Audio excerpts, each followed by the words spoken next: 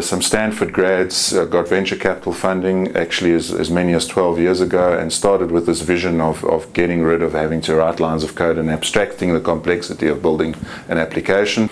Low-code programming is the notion that you can develop an application without writing lines of Java or C#, and by visually modeling the application. So you model the screens, the user interface, you model the business logic, you model the data structures, and you model the business process. And those models are integrated, but they are turned into code. From a cost perspective, the platform is very easy to learn. It's a lot easier to learn than lines of code. It's a lot quicker to develop, so you can get an application into production a lot quicker than you can by writing lines of code.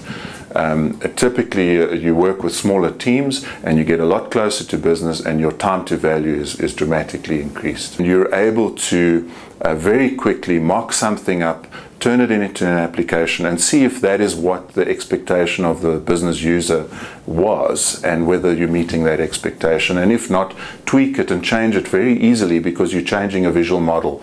You're not having to change lines of code and compile and find the errors before you actually see what the result is. There's still a place for lines of code, but because you can get a lot closer to business and you can learn this easier than learning Java or .NET or any of the other low-level programming languages, it's going to create jobs. It creates innovation. It's really a platform for innovation. The interface in terms of coding is a Windows desktop application.